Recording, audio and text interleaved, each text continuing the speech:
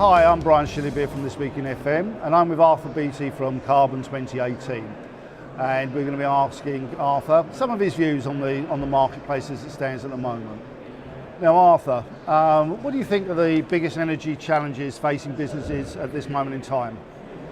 I think energy prices continue to rise. Historically, we've all been focused on the market as it is. What we've seen more recently is a massive increase in non-commodity costs, which has made it very difficult to influence because it means the market price only makes up about 35% of your fully delivered price. So realistically, the only way you can actually save money in the market is to reduce what you're using. On top of that, energy management within business becomes very hard because over the last decade we've been focused on getting as much data into businesses as we can, and there is no one with the capability of transforming that data into information to actually take action on what's being learned. So that becomes very difficult. On top of that, you've got legislation that's coming out which is forcing companies to become more energy efficient without maybe the knowledge in the background to be able to do that. So Arthur, what do you see as Carbon 2018's role? So we provide services at every stage of the building life cycle, from getting involved with the design stage, advising on the implementation of renewable technologies, all the way through that process of developing a building to a point where practical completion is ready to happen, certifying the meters, commissioning the plant, providing the developer with an insurance policy against things going wrong by certifying the plant that's been installed, and then also supporting the new owner of the building with a handover documentation that has credibility. That's for new build. What about for existing buildings? What do you do there? So existing buildings, we provide a range of services that support reduction of cost, the reduction of energy. We focus on energy management specifically. We look at the development of asset technology, look at plant evolution, actually designing buildings that exist to become more suitable for the behaviour of the building as it is, as opposed to just relying on the original spec of a building, which is often the case. We evolve that plant into something that's more suitable. Then we look at legislative compliance, and we look at building systems into what we're doing so we can better report to the stakeholders of the building and share knowledge. We're very people orientated, so we're looking at ways we can educate the sectors we affect. We have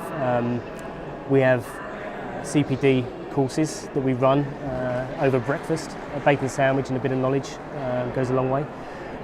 We also have what's called the Energy Legislation Forum. Gives our clients an opportunity to turn up and discuss relevant legislative compliance issues, current and forthcoming, and start to potentially influence the government through consultations on how that might impact their businesses and the future of the market. So we're constantly challenging the markets, challenging clients, challenging suppliers.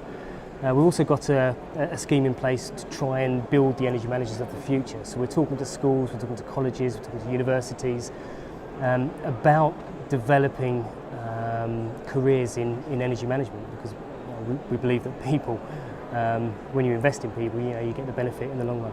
There's some other big things on the horizon, not least of which is Brexit. What do you think the impact is going to be on UK businesses? Well,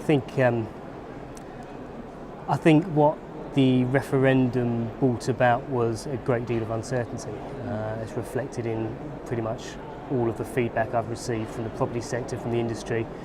I hear some terrifying sound bites that, well, we won't do this and we won't do that because under Brexit it will no longer apply. But the legislation that is currently in place and is coming into force is UK based, it's in UK law. So things like minimum energy efficiency standards are not going to disappear if we do leave the EU. They will be in force in UK law going forward. And it's worth bearing that in mind, because a lot of people who are taking a back seat on these things will find themselves in sticky water if they haven't taken the right steps to protect their investment, to protect their assets going forward.